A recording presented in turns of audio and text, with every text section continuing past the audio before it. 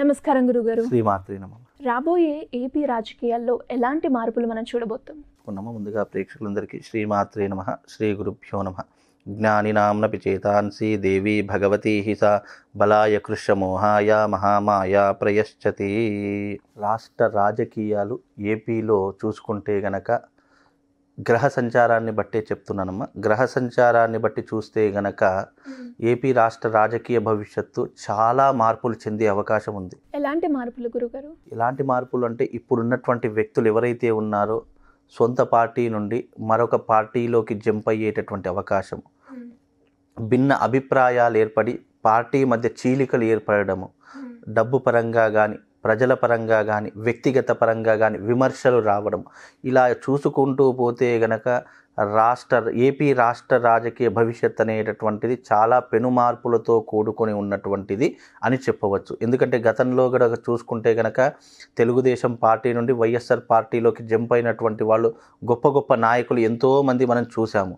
అలాంటి వారు ఇప్పుడు ఉన్నటువంటి ఈ సిచ్యువేషన్ ప్రకారం ఈ వాతావరణ ధోరణి కనుక చూసుకుంటే కాలానుగుణంగా చూసుకుంటే గనక ఏపీలో దాదాపుగా 20 మంది ఎమ్మెల్యేలు, 8 మంది మంత్రులు వాళ్ళు పార్టీ మారేటటువంటి అవకాశము ఏపీ రాష్ట్ర రాజకీయ భవిష్యత్తులో కనిపించబోతుంది. ఇప్పటికే ఈ జాతక పరంగా చూసుకున్న, రాష్ట్ర రాజకీయ భవిష్యత్తు పరంగా చూసుకున్న తప్పకుండా వాళ్ళు ఇప్పుడు ఉన్నటువంటి వ్యక్తులు చాలామంది సగానికి సగము వాళ్ళు నిర్ణయం తీసుకోవడం జరిగింది.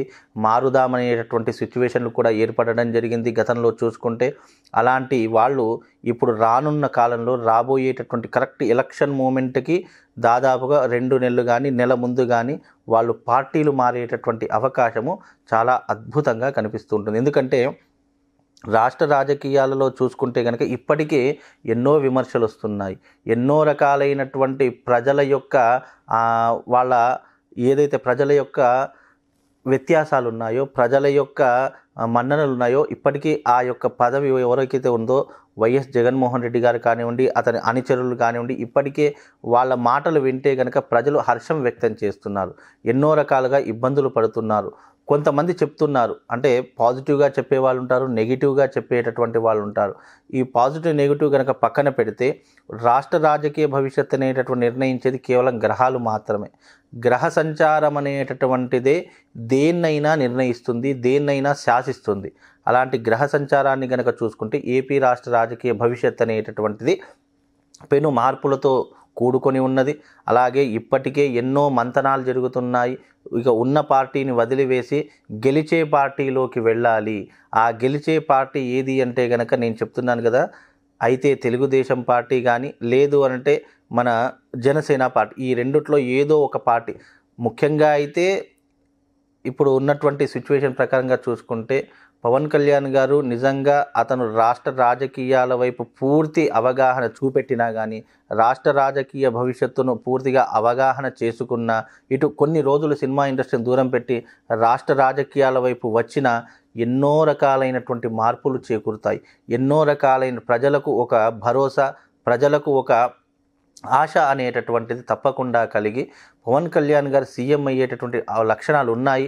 అన్ని రకాలుగా ఉంది. కానీ కొన్ని విమర్శల ద్వారా కొన్ని అనుకోని సంఘటనల కార్యం వల్ల కొంతవరకు దూరం అయిపోతుంది. అంటే అప్పుడే కనిపిస్తున్నాడు, అప్పుడే మాయమైపోతున్నాడు. ఇది సినిమా పరంగా ఇటు రాజకీయ పరంగా రెండూ కానీ చూసుకున్నా కానీ ఒక ఇరుసులో 2 కత్తులు ఇమడలేవు అన్నట్టుగా రెండు వైపులా అడుగు పెడితే కొన్ని రకాలుగా ఇబ్బందులు కలుగుతుంది. ఎందుకు అని అంటే కనుక విమర్శిస్తారు. ఇప్పుడు పవన్ కళ్యాణ్ గారి యొక్క స్టామినా వేరే. ఎందుకంటే రాష్ట్ర రాజకీయాలలో అత్యధిక ఫ్యాన్ ఫాలోయింగ్ కానీ, రాజకీయాలలో అత్యధికంగా మాట్లాడే వ్యక్తి, అంటే ఒక ప్రశ్నించేటటువంటి గొంతుగా వినిపించేటటువంటిది ఏకైక గొంతు పవన్ కళ్యాణ్ గారిది. ఇక చంద్రబాబు నాయుడు గారు గతంలో అతని యొక్క రాజకీయ భవిష్యత్తు చూసాము. అలాగే అతను చేసినటువంటి గొప్ప పనులు ఇప్పటికీ కూడా హైదరాబాదు ఇన్ని రకాలుగా మార్పులు వచ్చాయి. సాఫ్ట్వేర్ రంగం వచ్చింది అనుకున్నా కానీ, ఫ్లైఓవర్స్ పడ్డాయి అనుకున్నా కానీ అతని చలువ వల్లే పడ్డాయి. అంటే చేసిన మంచిని ఎప్పటికైనా చెప్పుకోవాలి. అంటే చంద్రబాబు నాయుడు గారు ఉన్నటువంటి పీరియడ్లో కొన్ని రకాలుగా మనకు మంచి జరిగింది అని చెప్పుకోవచ్చు. అప్పుడు ఉమ్మడి రాష్ట్రం ఉండేటటువంటిది. ఇప్పటికీ కూడా ఏపీ రాష్ట్ర రాజకీయ భవిష్యత్ అనేటటువంటిది పెను మార్పులతో కూడుకున్నది. ఎందుకు అన్నాను అంటే గనక ఇక్కడ చాలామంది ఏమంటున్నారంటే తెలుగుదేశం పార్టీ ఇటు జనసేన పార్టీ రెండూ ఒకటే. జనసేన పార్టీ ఎప్పుడూ కూడా తెలుగుదేశానికి వత్తాసు పలుకుతుంది, లేదా తెలుగుదేశంలో కలుస్తున్నాడు అని చెప్పేసి చాలా మాటలు వినబడుతూ ఉన్నాయి మనకు. అది కలిసినా కలవకపోయినా అయితే తెలుగుదేశం పార్టీ లేదంటే జనసేన పార్టీ ఈ రెండిట్లో ఏదో ఒకటి మాత్రం ఖచ్చితంగా నెక్స్ట్ సీఎం అయ్యేటటువంటి అవకాశాలు వీళ్ళిద్దరికీ మాత్రమే ఉన్నాయి. ఎందుకంటే అతని యొక్క పాలన చూసి జనాలందరూ కూడా విసుగు చెందిపోయినారు. ఎన్నో రకాలైన పథకాలు అమలులో పెట్టాడు, కానీ ఆ పథకాలు ప్రజల వరకు రాలేకపోయాయి. అందుకే ప్రజలందరూ హర్షం వ్యక్తం చేస్తున్నారు. ఇప్పటికీ కూడా వైఎస్ఆర్ జగన్మోహన్ రెడ్డి గారి యొక్క పార్టీ గనక ఇప్పుడు ప్రజల్లోకి వెళితే ఎవరూ కూడా పట్టించుకోలేనటువంటి పరిస్థితులలో అందరూ కూడా ఉన్నారు. గతంలో కూడా ఎక్కడో మహాసభ ఏదో నిర్వహించారు జగన్ గారు కూడా. అక్కడికి వచ్చినటువంటి పబ్లిక్ అందరూ కూడా, అంటే నాకు తెలిసిన విషయం, అందరూ వచ్చినటువంటి ప్రతి ఒక్కరూ కూడా డబ్బుల కోసమో లేదంటే సారా ప్యాకెట్ల కోసమో లేదంటే బిర్యానీ ప్యాకెట్ల కోసం ఇలా ఏదో ఒకటి ఆశించి లేదా ఏదో ఒకటి ఇచ్చి జనాల్ని తీసుకొచ్చారు అనేటటువంటి వార్తలు చాలా సోషల్ మీడియాలో కానీ టీవీ న్యూస్ ఛానల్స్లో కానీ చూసుకుంటే చాలామంది ఈ రకంగా చెప్పడం జరిగింది. అలాగే పవన్ కళ్యాణ్ గారి యొక్క పార్టీ చూస్తే గనక అతని సభ ఎక్కడ పెట్టినా కూడా జనాలు తండోపతండాలుగా వస్తున్నారు. సొంత డబ్బులు ఖర్చు పెట్టుకొని సొంతంగా వాళ్ళు అభిమానాన్ని చాటుతున్నారు. అంటే ఇక్కడ అభిమానం ఉంది, అన్నీ ఉన్నాయి, కానీ అది ఓటు వరకు మారలేకపోతుంది. అంటే ఓటు వరకు మారితే గనక పవన్ కళ్యాణ్ ఎదుర్కొనేటటువంటి శక్తి కానీ అతన్ని ఎదుర్కొనేటటువంటి దమ్ము ధైర్యం కానీ ఎవరికీ ఉండదు. అంత గొప్పనైనటువంటి వ్యక్తి. అటు సామాజిక వర్గానికి ఇటు ఉన్నత వర్గానికి ఏకైక నాయకుడు పవన్ కళ్యాణ్ గారు అని చెప్పుకునేటటువంటి దాఖలాలు ఎన్నో ఉన్నాయి. అటు చంద్రబాబు నాయుడు గారు కూడా ప్రజలకు ఎన్నో రకాలైనటువంటి మంచి పనులు చేసినటువంటి వారే. ఇవన్నీ కూడా దృష్టిలో పెట్టుకుంటే గనక ఈ ఇద్దరు చక్రాన్ని తిప్పే అవకాశం చాలా మట్టుకు కనిపిస్తూ ఉంది.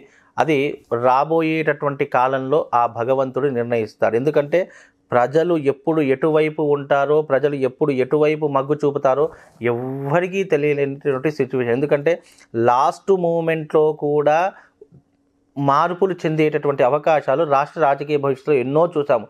కేవలం ఒక్క ఓటుతో కూడా రాష్ట్ర రాజకీయ భవిష్యత్తులో కూడా తారుమారైనటువంటి సిచ్యువేషన్లు మనం చూసాం. అందుకే ఇప్పుడు చాలా ఏపీ రాష్ట్ర రాజకీయ భవిష్యత్తు అనేటటువంటిది చాలా ఉత్కృష్టంగా మారుతూ ఉంటుంది, చాలా ఉత్కంఠభరితంగా ఉంటుంది. ఎలక్షన్స్ వచ్చాయి అంటే చాలు ఇక అల్లకల్లోలాలు మొదలవుతాయి, అనుకోకుండా ప్రాణ నష్టం ఏర్పడుతుంది.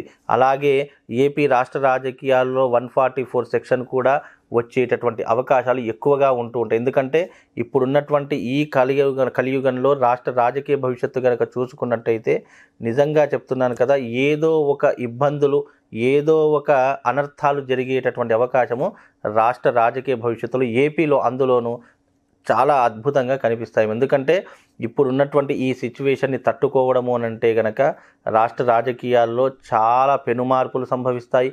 ఎంతోమంది ఇప్పుడున్నటువంటి కార్యకర్తలు కానివ్వండి, ఎమ్మెల్యేలు కానీ మంత్రులు కానివ్వండి, వాళ్ళందరూ కూడా ఉన్న పార్టీ నుండి మరొక పార్టీకి జంప్ అయ్యేటట్టు, అది కూడా అనుకోని విధంగా జంప్ అయిపోతారు. అనుకోకుండా వెళ్ళిపోయేటటువంటి అవకాశాలు కానీ ఆ సిచ్యువేషన్ కానీ అలా డిమాండ్ చేస్తూ ఉంటాయి. తద్వారా ఏమవుతుంది అంటే పార్టీలన్నీ చీలుకుపోతాయి, ఓట్లన్నీ చీలుకుపోతాయి, ప్రజలు కూడా ఎటువైపు మొగ్గు చూపుతారు అనేటటువంటిది ఆ అమ్మవారి చేతిలోనే ఉంది. ఆ అమ్మవారే నిర్ణయిస్తుంది ప్రతి ఒక్కరిని. కనుక ఏపీ రాష్ట్ర రాజకీయ భవిష్యత్తు అనేటటువంటిది చాలా ఉత్కృష్టంగా ఉంటుంది, ఉత్కంఠభరితంగా ఉంటుంది. రాబోయేటటువంటి రోజుల్లో దీని గురించి మళ్ళీ నేను క్లియర్గా క్లారిటీ ఇస్తాను. ఇప్పుడున్నటువంటి అంచనా ప్రకారం మాత్రము జాతకరీత్యా గోచారరీత్యా రాష్ట్ర రాజకీయ భవిష్యత్తు కనుక చూసుకుంటే కొన్ని రకాలైనటువంటి మార్పులు అయితే ఉన్నాయి. నేను చెప్పాను కదా, 8 మంది మంత్రులు మారుతారు, 20 మంది ఎమ్మెల్యేలు కూడా మార్పు చెందేటటువంటి అవకాశము రాష్ట్ర రాజకీయ భవిష్యత్తులో అద్భుతంగా కనిపిస్తుంది. అలా మారారు అంటే ఇక అనుకోకుండా అల్లకల్లోలు జరుగుతాయి, విమర్శలు జరుగుతాయి, ఇక ప్రజలందరూ విమర్శించడం మొదలు పెడతారు. ఇక ఈ విమర్శలతో పాటు ఇక 144 సెక్షను, అల్లర్లు, గొడవలు ఇవే మొదలవుతూ ఉంటాయి. కనుక ఇవి ఇక భవిష్యత్తులో మనం ఏం జరుగుతుందో కాలానుగుణంగా దాని ప్రకారం నేను చెప్తానమ్మా. ధన్యవాదాలు గురుగారు. శ్రీమాత్.